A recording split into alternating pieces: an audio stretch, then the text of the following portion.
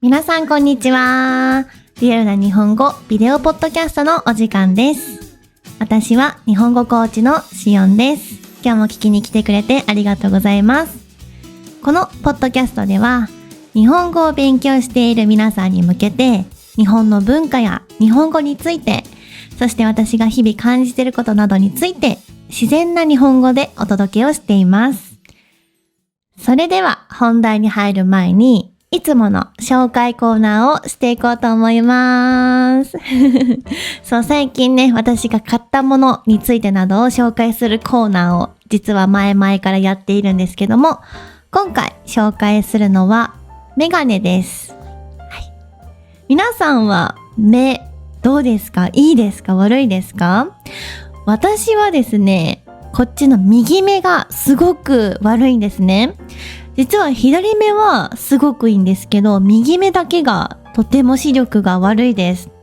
今はね、実はコンタクトをつけているんですけど、普段コンタクトも実はこっちは度が入っているコンタクトをつけていて、こっちは度なしの、カラコンですねをつけています。はい。で、メガネも実はですね、右目だけに度が入っているですけども、左目にはね、何も入っていない、度が入っていないメガネになっています。はい。ちょっとだけかけてみようかなと思います。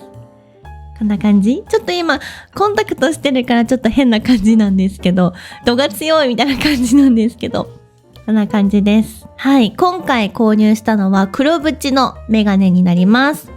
メガネのね、このフレームの部分をね、縁って言ったりしますね。はい。黒縁メガネになっています。で、ここがちょっとゴールドになっていて、ここも少し耳にかけるとこですね。が黒いメガネになっています。はい。こんな感じ。どうですかね？メガネ似合ってるかな？すごい何本もたくさんメガネをかけて、どれが合ってるかなって試着して、これを選びました。はい。で、このメガネのね、好きなポイントは、まず黒縁メガネがね、ずっと欲しかったんですね。何個かね、2つかな、実はメガネ持ってるんですけど、黒縁メガネはね、実は持っていなくて、初めて購入しました。はい。で、このメガネがですね、この鼻にかける部分、ここの部分ですね。そう、私実は鼻がね、すごく低いので、いつもメガネをかけると、時間が経つとだんだん下に下がってきちゃうんですね。こんな感じで下に下がっちゃうことがあるんですけど、このメガネはですね、この鼻にかける部分がシリコンになっていて、オプションで220円かな。で、オプションつけたらここをシリコンパッドに変更してくれるんですけど、今回はこれシリコンパッドにしたので、長時間メガネをかけていても落ちにくいメガネで、すごく顔にフィットしていて見やすいです。はい。普段ね、動画撮ってる時は、コンタクトをつけて撮っているんですけど、普段ずっとね、コンタクトをしているとやっぱ目が疲れてしまうので、お休みの日とか、今日は動画を撮らない日とか、作業するだけの日とかは、なるべくメガネで過ごすようにしています。で、あとこれのね、メガネのすごいところが、このレンズの部分ですね。レンズの部分が紫外線？太陽の光とか紫外線が当たると、ちょっと青くなります。なのでカラーレンズって言って、UV、紫外線に反応して色が変わるレンズになっています。はい、これが推しポイントですね。外でつけた時にちょっとサングラスにもなるようなメガネを購入してみました。はい。今までで一番好きかも、このメガネ。どうかな？似合ってるかな？私はね、すごくお気に入りです。顔の幅にもすごく合ってるし、黒縁のメガネがずっと欲しかったので、とてもお気に入りなメガネです。はい。これはですね、日本のジーンズっていうメーカーですね。で、買いました。多分そこまで高いブランドじゃないと思います。多分安い方なのかな。メガネってどれくらいが高くてどれくらいが安いのかわかんないんですけど、すごい高いメガネって何万もするし、めっちゃ高いと思うんですけど、これはね、安かったです。1万円、1万ちょっとかな。で、カラーレンズにちょっと変更したので、5000円くらいプラスしたりとか、このノーズのパッドのところシリコンにしたので、少しオプションをつけているんですけど、それでも2万円しないですね。で、なんか、セールやっていて、20% オフだったので、全然1万5000円くらいで買いました、このメガネ。で、カラーレンズにもなるし、外でかけるとサングラスにもなる、そんなメガネを、買ってみました。めっちゃ気に入ってます、このメガネ。最近はずっと作業してる日とかは、このメガネで過ごしています。皆さんは目がいいですか？私はね、小さい頃からこっちの右目だけ視力がすごく悪くて、コンタクトとかメガネをしないとすごくバランスが悪くって、頭がね、痛くなっちゃうんですよね。なので、メガネとかコンタクトはもう必須？絶対につけてないともう何もできない。です。皆さんはどうですか？ね、目がね、いいことに越したことはないですよね。本当はもっと、自然、裸眼って言うんですけど、何もコンタクトとかメガネをつけてない状態の目のことを裸眼？裸に目って書いて裸眼って書くんですけど、裸眼の状態がね、目にとっては一番いいかなと思うんだけど、やっぱ右目がね、ちょっと悪すぎて、バランスがね、少し悪いんですよね。はい、ちょっと悩みです。かといって、レーシックとか、レーシックって知ってますかね？目の手術ですね。目を手術して、視力を回復させるレーシック手術とか、ICL って言って、目の中にもうレンズを入れちゃうみたいな手術があるんですけど、それをする勇気はちょっとなくて、怖いですね。目の手術怖いから。ちょっとそれはできなくて、コンタクトとかメガネで過ごしてるんですけど、皆さんはどうですか？視力いい方ですか？悪い方ですか？はい。あとは、そう、ずっとね、コンタクト派だったんだけど、最近はね、メガネ派になっています。メガネはやっぱり目に負担が少なくて楽ですね。はい。皆さんはメガネをつけてる私とコンタクトの私、どっちがいいと思いますか？よかったらコメントで教えてください。はい。ということで、今日の紹介コーナー、最近買った私のメガネについて紹介をしてみました。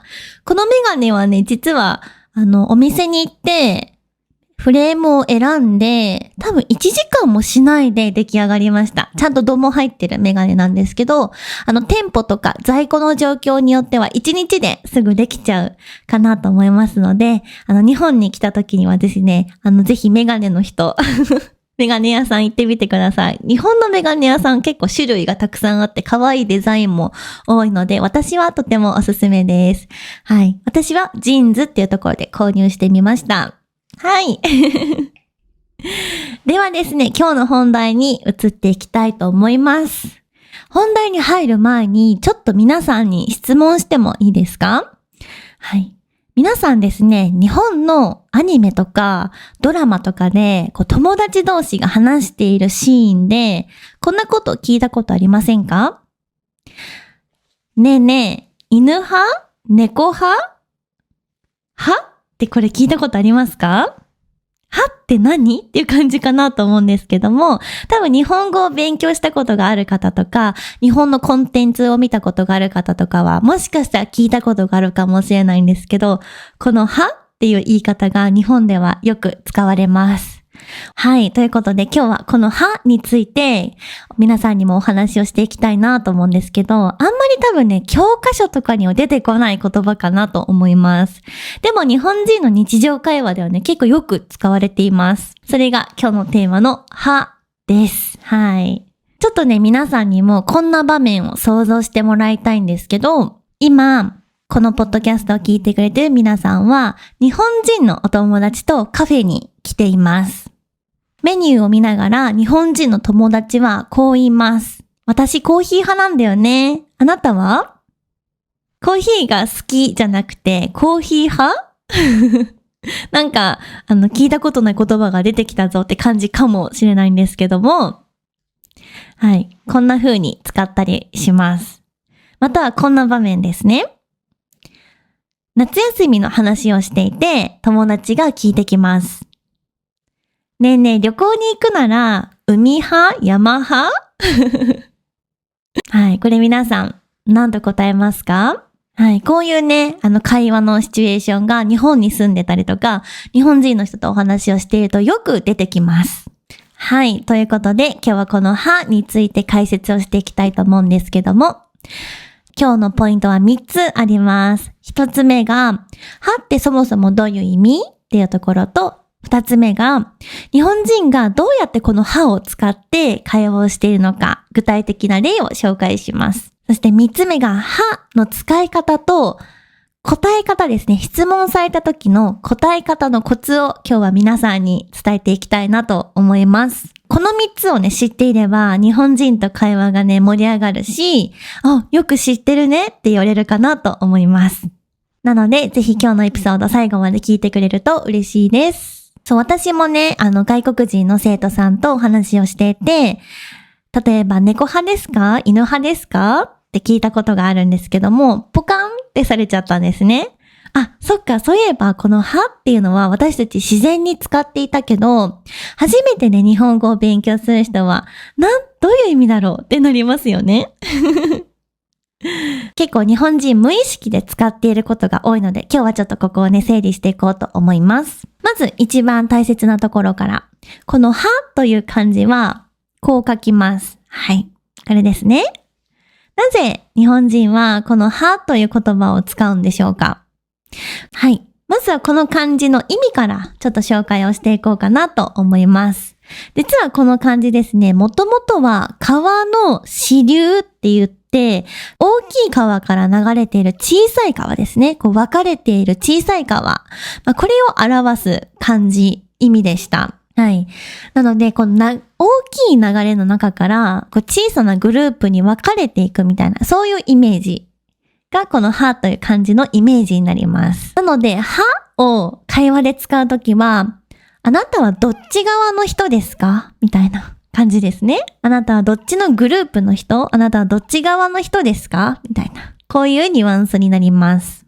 英語で言うと I am a dog person みたいな感じですね。この person の中に、はという意味が含まれているかなと思います。これを私は犬の人ですっていうわけじゃなくて、私は犬が好きな側のグループの人ですよみたいなイメージで使うかなと思います。ちなみにね、このはという言葉はもともとはアートの世界とかでもよく使われている言葉になります。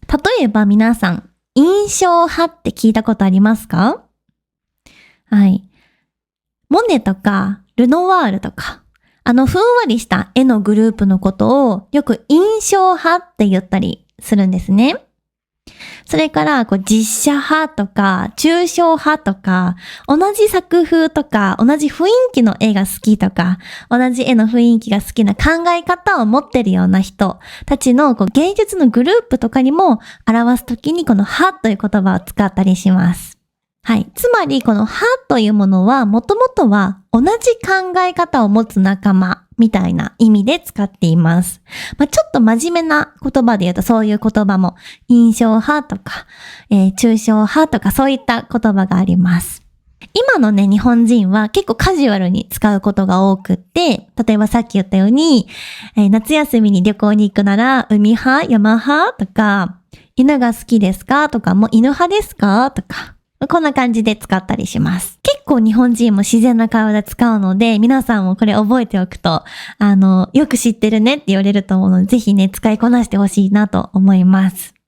じゃあちょっと今日はですね、ここからメインの話なんですけども、日本人が日常会話でめちゃくちゃ使うはの例をね、たくさん紹介をしていこうかなと思います。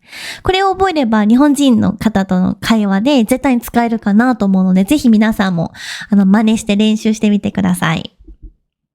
まず一番定番のやつはさっきも紹介した犬派ですか山派ですかですね。これ結構初対面の方とかこれから仲良くなりたいみたいな人と話すときによくある定番の質問です。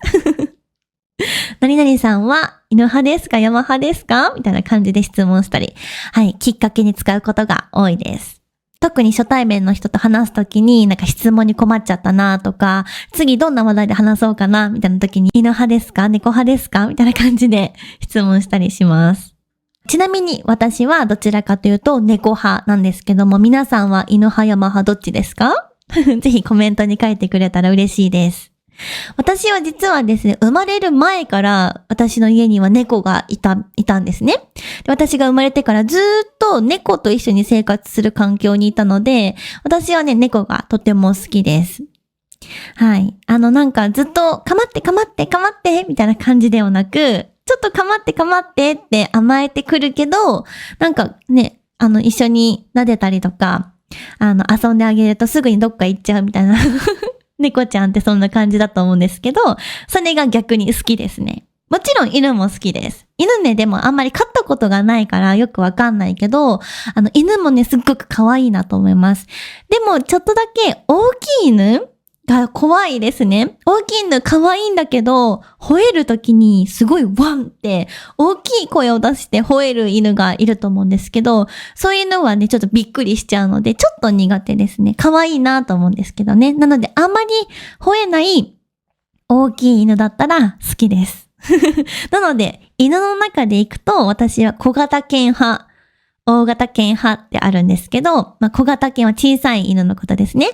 で、大型犬は大きい犬のことなんですけど、私は犬の中で行くと小型犬派ですね。小さい犬の方が、好きです。特に柴犬とか、柴犬は多分中型犬、真ん中の大きさになるのかな？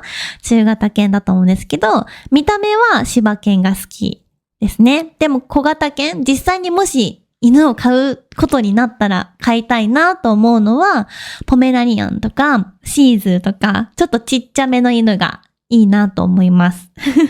皆さんは大型犬派？中型犬派？それとも小型犬派？どれですか？ぜひコメントに書いてくれたら嬉しいです。はい。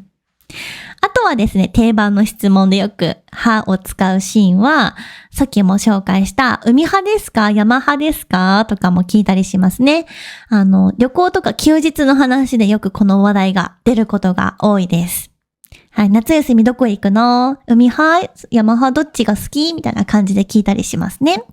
はい。私はね、海派ですね。山ももちろん好きなんだけど、海が好きですね。海に行って、こう、浜辺でゴロゴロしたり、ビーチ、砂浜の上に、ピクニックシートみたいなやつを引いてゴロゴロするのが好きです。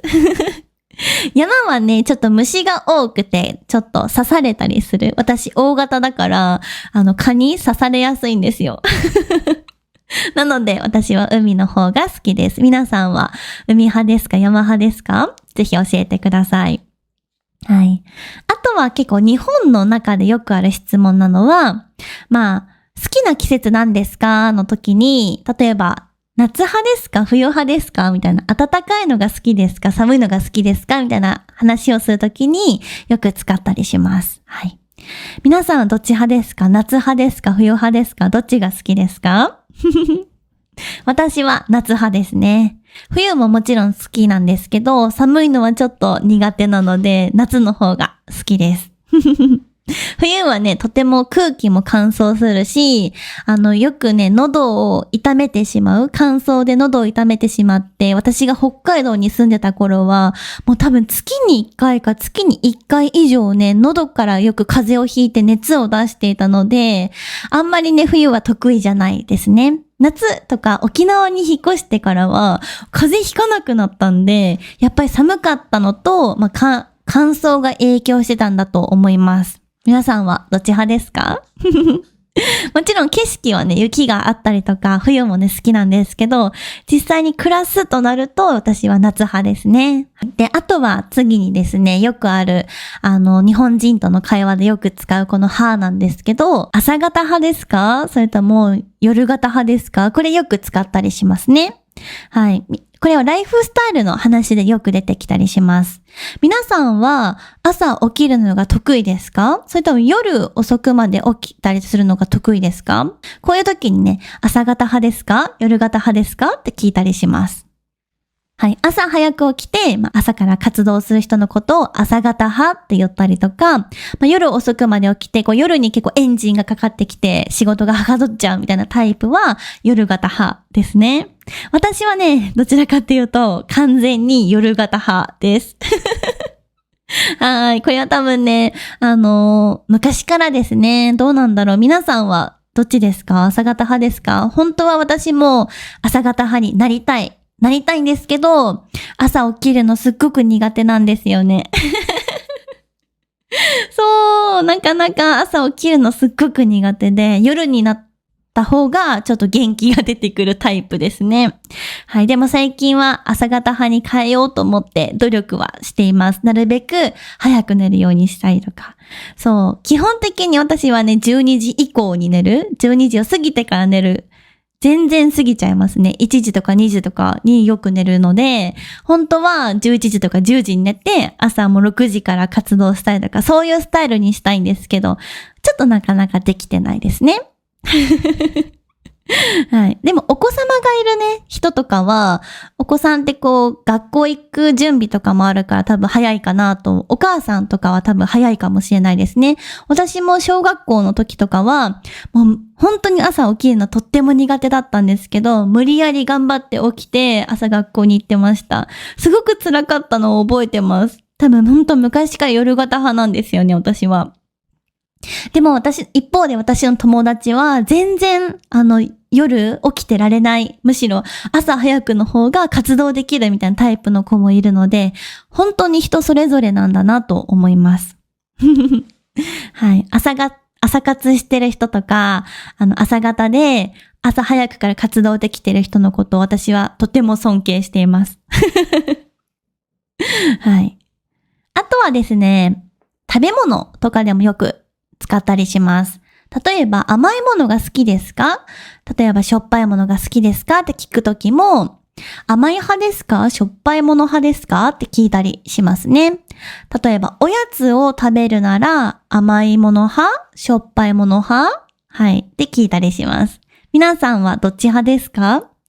私はね、これ悩みますね。しょっぱいのも好きだし甘いのも大好きですね。これは迷う。でも自分が、例えばコンビニに行ってお菓子を買うときは、いつも何買うかなって思うと、グミとかチョコレートを買うことが多いので、甘いもの派ですね、私は。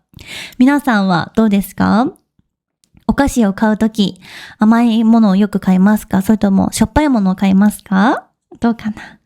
どっちも好きですけどね。しょっぱい、おせんべいとかポテトチップスとかもめっちゃ好きだし、しょっぱいものも大好きなんですけど、自分がコンビニに行って買うときはいつもチョコレートとかが多いから甘い派ですね。おそらく。はい。あとはラーメンとかにもね、よくこの話題を使ったりします。はい。ラーメンって皆さん実はたくさんの味の種類があるのを知ってましたか？結構海外で人気なのは豚骨かな？日本の豚骨のラーメンって海外ですごく人気かなってよく見るなって思うんですけど、皆さんの国には日本のラーメン屋さんありますか？どうかな？ラーメンはね、結構地域によって味が違いますね。例えば私が住んでいた北海道は味噌味がとても人気。味噌と醤油が人気ですね。はい。味噌味がとても人気だったり、あとは九州の福岡県ですね。福岡県では豚骨のラーメンが有名だったりするんですけど、他には塩ラーメンとか醤油ラーメンとか味噌豚骨。大体この4つが人気な味かなと思います。はい。例えば友達とラーメン屋さんに行くときに、そういえばラーメンは何味派？みたいな風に質問したりします。私は味噌派って言ったりしますね。皆さんはいろんな味のラーメン食べたことありますか？どうかな？結構日本人の中ではこのラーメンの時によく何派ですとか使ったりすることが多いですね。結構多分東京とかは醤油ラーメンが多いのかな？おそらく。東京は私のイメージですけど、醤油ラーメンが多いイメージで、北海道は味噌ラーメンが多いイメージで、福岡とか九州の方は豚骨が多いイメージですね。私は北海道生まれなので、味噌のラーメンが一番好きです。なので、味噌派です。あとはですね、ちょっとこれ面白いので皆さんに紹介したいんですけども、日本にね、とても有名なお菓子があって、皆さんこれ見たことありますか？きのこの山とたけのこの里っていう、どちらもチョコレートのお菓子なんですけども、皆さん見たことありますか？どうかな？これ実はですね、同じお菓子メーカーが出しているお菓子なんですけども、よく日本人の中では、キノコの山が好きな派と、タケノコの里が好きな派で、結構ずっと戦ってるイメージですね。はい。これをね、キノコ、タケノコ戦争って呼んだりしています。はい。でも日本人にとっては結構ね、真剣な話題で、よくね、話したりします。私はちなみに、タケノコの里派ですね。ちょっとね、タケノコの里とキノコの山の違いを説明すると、タケノコの里は、ビスケット、ちょっと甘いビスケットにチョコレートがかかっている。はい、感じで、キノコの山はビスケットですね。ちょっとしょっぱめのビスケットにチョコレートがついてるような感じのイメージです。私は甘い方が好きなので、タケノコの里が好きです。昔はキノコの山派だったけど、今はタケノコの里派になりました。ぜひ皆さんも日本に来たら食べたことがない方は、ぜひこの2つ買ってみて食べ比べてみてください。はい。これはね、結構日本人も小さい頃から馴染みのあるお菓子で、よく会話に出てきたりしますね。キノコの山派、それともタケノコの里派みたいな感じで話すことがあります。あとは結構お風呂の話題ですね。日常会話でよく使うんですけども、ゆっくりお風呂に浸かるのが好きな人はお風呂派。とか、シャワーでもうさっと済ませたい人はシャワー派みたいな言い方をしますね。皆さんはお風呂派ですか？それともシャワー派ですか？どうかな？日本人はお風呂派が多いのかなと思いますね。はい。特に冬とかはお風呂に浸かって温まるのがとてもいいかなと思うんですけど、皆さんはどっち派ですか？そもそも、あれかな、日本の家にはバスタブがちゃんとついているけど、海外ではバスタブがついてないお家もたくさんありますよね。なので皆さんシャワー派かな？シャワー派が多いかもしれないですね。はい。私はお風呂が大好きなので、時間があるときは必ずお風呂に入ったりしています。時間がないときはね、シャワーだけ済ませちゃうことがあるんですけど、基本的にはお風呂に入ることが大好きなので、お風呂派です。はい。あとはね、休日の過ごし方ですね。これよく使ったりするんですけども、休みの日何してるって聞いたときに、家でゆっくり過ごすのが好きな人は、インドア派とか、外に出かけて活動するのが好きな人はアウトドア派って言ったりしますね。はい。皆さんはインドア派ですか？アウトドア派ですか？お休みの日は家で過ごす？それとも外で過ごすのが多いですか？私は結構アウトドアかな？どちらかといえばアウトドアかもしれないですね。家もね、大好きなんですけど、普段私、家で仕事をしてるから、ずっと家にいるんですね。はい。なので、休みの日は結構出かけることが多いかなと思います。皆さんはどちら派でしょうか？はい。こんな感じで、何々派ですかっていう使い分けをしたりします。はい。ここで少し、文法？日本語の文法についてもお話をしていきたいなと思うんですけど、はの使い方自体はとてもシンプルです。多分今まで聞いてくれているのでわかるかなと思うんですけども、基本的に名詞の後にはをつけるだけです。簡単でしょ？例えば、犬プラスはで犬派。夏プラスはで夏派。こんな感じで使うのでとってもシンプルです。質問するときの使い方は、こんな感じで、何々、例えば犬派ですか？それとも猫派ですか？こんな感じで使ったりします。それとか、あとはどっち派？犬派、猫派、どっち派とか、あなたは何派ですかみたいな感じで使ったりしますね。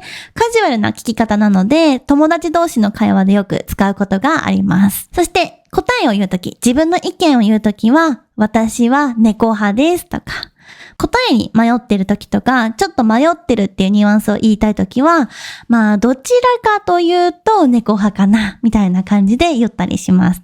どちらかとっていうのをつけると、ちょっと迷ってるけど、こっちかな、みたいな感じですね。はい。100% で言うと、70% ぐらいは好き、みたいな感じかな。はい。イメージはそんな感じです。特にね、覚えてほしいのがさっき言ったどちらかというフレーズですね。とても便利なのでぜひ使ってみてください。完全に 100% 好きではなくて、70% ぐらい好きかなみたいな時にどちらかというと何々派ですって言ったりします。例えば皆さんは夏派ですか冬派ですかって質問された時に、どっちも好きだけどなーって答えに迷う時があると思うんですね。その時は、例えば、夏も冬もどちらも好きですが、どちらかというと夏派です。こんな風に答えたりします。はい。なんかはっきりこっちっていうよりも少し柔らかく言いたい時に使ったりします。あとちょっとここで文化的なお話をしたいなと思うんですけど、日本人がなんでこんなに派という言葉を使って表現するのかについて考えてみたりとか調べてみると面白い理由がいくつかあったので紹介していきたいなと思います。まず一つ目の理由ですね。犬派、猫派って聞くだけで、まずすぐにですね、会話が広がりますね。初めて、お会いした方でも、なんか共通の話題として盛り上がることができる。はい。ですね。なので、具体的なエピソードに広がりやすいっていうので、よく使ったりします。あとはこういう軽い質問、犬派ですか猫派ですかみたいな軽い質問から始めて、初めての人とかでもだんだん仲良くなっていく。相手の好きなものを聞きたいとき、質問したいときによく使ったりすることが多いので、とても便利な言葉だなと思います。二つ目の理由は、日本人は好きとか嫌いってはっきり言うのが、ちょっと苦手な人も多いかなと思います。はい。私は猫が大好きで犬が嫌いですって言っちゃうと、ちょっと強すぎる印象になっちゃうかなと思います。もしかしたら相手がね、犬が好きかもしれない。犬が好きかもしれない人に、私は猫が大好きだけど犬は大嫌いですって言っちゃうと、そっかってなっちゃいますよね。はい。でも、私は猫派ですって言ったりすると、なんか柔らかい印象で自分の好きっていうものを伝えることができるかなと思います。はい。派っていうものを使うことで、私の好みはこっちだよ、みたいな、柔らかく、軽く伝えることができるようになります。あと、三つ目の理由ですね。はい。三つ目の理由が、私も猫派とか、私もって、すぐに共通点を見つけて、盛り上がることができる。会話を盛り上げることができるかなと思います。逆に、私は犬派、私は猫派って意見が違っても、それはそれで楽しい議論になるかなと思いますね。逆になんで犬派なのとか、だって犬の方が、例えば、一緒に遊べたり楽しくないとか、いやいや、猫の方がなんかのんびりしてて可愛いよとか、こんな風にですね、軽く意見を交換したりするときに、使ったりするので、派っていうのはね、結構魅力的かなと思います。自分の意見をはっきり伝えすぎない。自分の好みはこっち側だよって軽く伝えることで、次のお話が展開しやすいかなと思います。ね、さっき言ったように、相手が犬が好きなのに、私は犬が嫌いですって言っちゃうと、話が広がらないですよね。でも、例えば犬が好きな人から猫派ですか犬派ですかって聞かれた時に猫派ですって答えた時にどうして猫派なんですかって話が広がりやすいですよね。うん。はい。なのでこういう風に使ったりすることが多いかなと思います。さて今日もですねたくさんお話をしていきました。今日のポイントをね、もう一度振り返っていくと、派というのはもともとグループとか仲間みたいなものを表す言葉になっています。二つ目、日常会話では結構好みを表すカジュアルな表現として使われることが多いです。そして三つ目、はい、文型は名詞に派をつけてシンプルに伝えることができます。はい。四つ目、どちらかというと、何々派とかもとても、便利なフレーズなので、ぜひ覚えてほしいです。で、5つ目ですね。派は、日本人の会話を盛り上げる魔法の言葉かなと思いますので、ぜひ日本語を勉強している皆さんも使ってみてほしいなと思います。ではですね、今日、今聞いてくれている皆さんへ最後に質問したいと思うんですけども、皆さんはお菓子は何派ですか？しょっぱい派ですか？甘い派ですか？夏のアクティビティは海派ですか？山派ですか？ぜひコメントで教えてくれたら嬉しいです。皆さんの何々派を聞くのをとても楽しみにしています。はい。では、そしてですね、もし今後こんなテーマでお話をしてほしいというリクエストがあったら、こちらも大歓迎なので、ぜひコメントに書いてくれると嬉しいです。はい。皆さんからのね、リクエストとかコメントね、すごく嬉しいです。しっかり読んでいますので、ぜひね、次のテーマこんな風に話してほしいっていうのがあったら、気軽にコメントに書いてくれると嬉しいです。それでは、今日も最後まで聞いてくれてありがとうございました。では次回のエピソードでお会いしましょう。またねー。